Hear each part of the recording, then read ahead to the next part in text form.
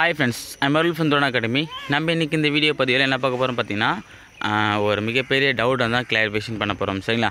ஏன்னா எல்லா வீடியோலையும் பார்த்தீங்கன்னா நான் என்ன தான் இது போட்டாலும் பார்த்தீங்கன்னா ஒரு சார் என்ன கேட்குறாங்கன்னா அந்தமாரி சார் வந்து புது புக்கு வருமா பழைய புக்கு வருமா எதை படித்துன்னு தெரில சார். ஏன்னா சிலபஸ் பார்த்தீங்கன்னா வந்து பழைய புக்கை பேஸ் பண்ணியிருக்கு.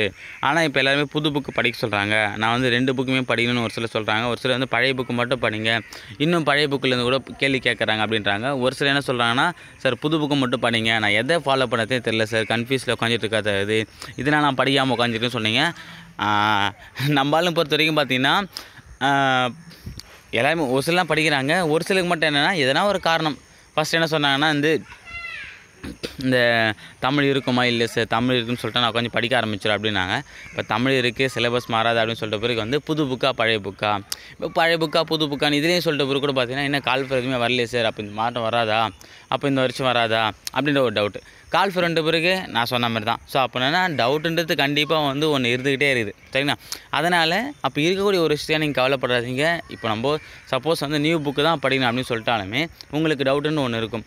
அதனால் நான் என்ன சொல்ல வரேன்னா ஃபஸ்ட் விஷயம் டவுட் இருக்கோ இல்லையோ படிக்கிறத மட்டும் விடாதீங்க. எப்போ படிக்கிற வேலையை மட்டும் பண்ணுங்கள் சரி. ஏன்னா படிக்கிற ஒரு விஷயம் மட்டும்தான் உங்களை காப்பாற்றும். இந்த டவுட்டை நீங்கள் கிளாரிஃபிகேஷன் பண்ணுறதுலையோ இல்லை டவுட்டோடு இருக்கிறதுனாலையோ எந்த விதமான பலனும் வரப்போகிறதில்ல சரிங்களா. டவுட் இருந்தாலும் அதை ஒரு பக்கம் வச்சுட்டு நீங்கள் படிக்கிற கடமை படிச்சுட்டே இருங்க சரிங்களா.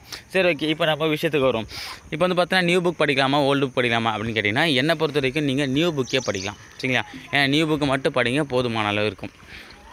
ஏன் சார் நியூ புக் சொல்லுங்கள், அப்போ வந்து ஏன்னா சிலபஸ் வந்து ஓல்டு புக்கை கவர் பண்ணியிருக்கு, அப்போ எப்படி சார் ஒத்து வருமா சார் அப்படின்னு கேட்டிங்கன்னா கண்டிப்பாக பார்த்தீங்கன்னா குரூப் 4 சிலபஸில் எதனா ஒரு சேஞ்சஸ் கண்டிப்பாக பண்ணுவாங்க. ஏன்னா 2011 வரைக்குமே பார்த்தீங்கன்னா சிலபஸ் அப்படின்ற ஒன்று வந்து டிஎன்பிஎஸ்சியில் கிடையாது.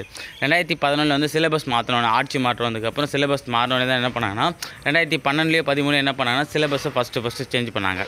அது அந்த நியூ புக் வந்ததும் அதுக்கேற்ற மாதிரி சிலபஸை உருவாக்கி ஒரு புதுசாக ஒரு சிலபஸை உருவாக்குனாங்க. இப்போ அதேமாதிரி 2019 புக்கு மாறிறதுனால இந்த 2021 வந்து பார்த்தீங்கன்னா கண்டிப்பாக வந்து சிலபஸ் ஓரளவுக்கு சேஞ்ச் பண்ணுறது வாய்ப்பு இருக்குது. அதே மாதிரி தான் குரூப் 2லையும் குரூப் 1லையும் மாற்றினாங்க.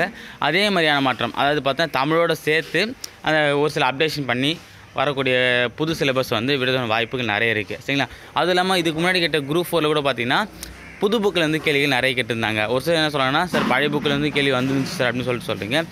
ஆனால் பழைய புக்கிலேருந்து வந்திருக்கு அப்படின்ற கேள்வி கூட பார்த்திங்கன்னா புது புக்கிலையும் இருக்குது. அதான் நம்ம பார்க்கணும் சரிங்களா. பழைய புக்கிலேருந்து கேள்வி வந்திருக்கா இல்லையா அப்படின்றது பார்க்கக்கூடாது. புது புக்கில் வராத ஒரு கேள்வி பழைய புக்கில் வந்திருக்கு அப்படின்றத மட்டும் நீங்கள் பாருங்கள் சரிங்களா. அப்படி பார்த்தீங்கன்னா கண்டிப்பாக இருக்காது. அதனால் நீங்கள் அதுக்காக நீங்கள் வருத்தப்பட தேவையில்லை ஓகே. ஏன் நான் சொல்லனா 2005 எடிஷன் புக்கு கூட இருக்குது. அந்த புக்கிலேருந்து கூட இன்னும் கூட கேள்வி போன குரூப் 4 கூட பார்த்தீங்கன்னா ஒரு கேள்வி வந்து 2005 ஒரு எடிஷனுக்கு பார்த்தீங்கன்னா அந்த புத்தகத்துலேருந்து ஒரே கேள்வி கேட்டிருந்தாங்க சரி. ஏன் நான் அதை சொல்ல வரேன்னா எப்படியா இருந்தாலும் பார்த்தீங்கன்னா பழைய புக்கிலேருந்து ஒரு கேள்வி 2 கேள்வி வந்து தான் இருக்கும், அதெல்லாம் பிரச்சனை இல்லை. ஆனால் நீங்கள் அந்த ஒரு கேள்விக்காக நீங்கள் போய்ட்டு ஃபுல்லாக படிச்சிங்கன்னா வேஸ்ட்டு. ஆனால் இந்த புது புக்கு மட்டும் படிச்சின்னா அந்த ஒரு கேள்வியை கூட இதில் நீங்கள் ஈஸியாக அடிக்க முடியும் இதை படித்தாலே. அதனால் என்ன சொல்லணும்னா நீங்கள் வந்து புது புக்கு மட்டும் ரெஃபர் பண்ணுங்கள், புது புக்கு மட்டும் படிங்க சரிங்களா. ஏன்னா போன குரூப் 4லையும் சரி அதுக்கு முன்னாடி வந்த எல்லா எக்ஸாமுமே புது புக்கை பேஸ் பண்ணி தான் கேள்விகள் கேட்டிருக்காங்க. அதனால் இனி வரும் காலங்களில் வந்து புது புக்கில் தான் கேள்விகள் கேட்பாங்க. ஏன்னா பழைய புக்கில் இருக்கிற எல்லா கேள்வியும் எடுத்தாச்சு ஓகேங்களா. அவங்களுக்கும் வந்து கொஞ்சம் புத்துணர்ச்சி வரதுக்காக இதுக்கப்புறம் வந்து புது புக்கில் தான் ட்ரை பண்ணுவாங்க. அதனால் புது புக்கு மட்டும் படிங்க, புது புக்கு படித்தாலே போதும்.